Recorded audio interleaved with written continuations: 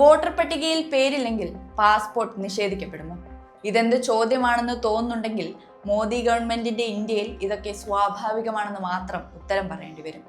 SIR പട്ടികയിൽ പേരില്ലെന്ന് ചൂണ്ടിക്കാട്ടി passport നിഷേധിക്കപ്പെട്ടിരിക്കുന്നത് ഇന്ത്യയിലെ മുതിർന്ന മാധ്യമ പ്രവർത്തകനും ടെലഗ്രാഫ് പത്രത്തിന്റെ മുൻ എഡിറ്ററുമായിരുന്ന R രാജഗോപാലിനാണ്.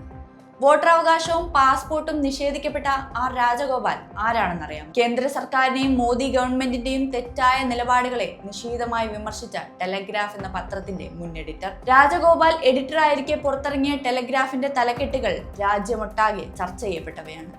BJPക്ക് ഉറക്കമില്ലാത്ത രാത്രികൾ സമ്മാനിച്ച ഹെഡ്ലൈനുകളായിരുന്നു അവ ഓരോന്നും. മോദി സ്തുതിപാടുന്ന ഗോദി മീഡിയ പറയാൻ മടിച്ച, ചോദ്യം ചെയ്യാൻ തയ്യാറാവാതെ ഇരുന്ന കാര്യങ്ങളെ തുറന്നെഴുതിയ ടെലഗ്രാഫ്. 2014 പ്രധാനമന്ത്രിയായി മോദി ആദ്യമായി അധികാരമേറ്റ ശേഷം 5 വർഷം മാധ്യമങ്ങളെ കാണാൻ തയ്യാറാവാതിരിക്കുകയും ഒടുവിൽ 1487 ദിവസത്തിന് ശേഷം നടത്തിയ വാർത്താ സമ്മേളനത്തിൽ മിണ്ടാതിരിക്കുകയും ചെയ്തതിന് നോ ഹോൺ സിഗ്നൽ ഇട്ട് വിമർശിച്ച പത്രം.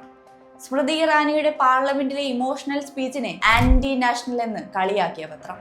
മണിപ്പൂരിൽ സംഘർഷത്തിൽ 79 ദിവസത്തോളം മൗനമാചരിച്ച് ഒടുവിൽ പ്രതികരിച്ചപ്പോൾ ക്രൊക്കഡൈൽ ടിയേഴ്സ് അഥവാ മുതലക്കണ്ണീരെന്ന് ശക്തമായ ഭാഷയിൽ പ്രതികരിക്കുകയും പുതിയ പാർലമെന്റ് മന്ദിരത്തിന്റെ ഉദ്ഘാടന ചടങ്ങിലെ സ്വാമിമാരുടെ സാന്നിധ്യത്തെ 2023 BC എന്ന് വിശേഷിപ്പിച്ചതുമൊക്കെ ഇതേ പത്രവും ഈ പത്രാധിപരുമാണ്. 40 വർഷമായി മാധ്യമരംഗത്ത് പ്രവർത്തിക്കുകയും 1/4 നൂറ്റാണ്ടിലേറെയായി കൊൽക്കത്തയിൽ സ്ഥിരതാമസമാക്കുകയും ചെയ്ത രാജഗോപാലിന്റെ പേര് 2002 വോട്ടർ പട്ടികയിലില്ലെന്ന്. സാരമില്ല. പക്ഷേ അദ്ദേഹത്തിന്റെ അച്ഛനായ ഗാന്ധിയനും ഗാന്ധി സ്മാരക നിധിയുടെ മുൻ സംസ്ഥാന സെക്രട്ടറിയും പ്രൊഫസറുമായ രാംദാസിന്റെ പേരും ഒരുപോലെ വോട്ടർ പട്ടികയിലില്ല. ഇന്ത്യയിൽ ജനിച്ചു വളർന്നു എന്ന് തെളിയിക്കാൻ മെട്രിക്കുലേഷൻ സർട്ടിഫിക്കറ്റ് ഹാജരാക്കിയിട്ട് അതും വിലപ്പോയില്ല. പതിറ്റാണ്ടോളം ഇന്ത്യയിലെ മാധ്യമരംഗത്ത് വലിയ ചർച്ചകൾ സൃഷ്ടിച്ച ആ മാധ്യമ പ്രവർത്തകന്റെ പൗരത്വം അങ്ങനെ വെട്ടിമാറ്റി കളഞ്ഞു കേന്ദ്രം. അതിന് യുക്തിപരമായ പൊരുത്തക്കേടുകൾ അഥവാ ലോജിക്കൽ ഡിസ്ക്രപ്പൻസി എന്നൊരു എക്സ്പ്ലനേഷനും. എന്തൊരു വിരോധാഭാസമാണല്ലേ. ഇപ്പോൾ തന്റെ അച്ഛനും കോളേജ് അധ്യാപികയായ അമ്മയും ജീവിച്ചിരുന്നു എന്ന് തെളിയിക്കാനുള്ള രേഖകൾ സംഘടിപ്പിക്കാനുള്ള ഓട്ടത്തിലാണ് ഒരു തലമുറയെ ജനാധിപത്യം എന്തെന്ന് പഠിപ്പിച്ച ആ പത്രാധിപർ.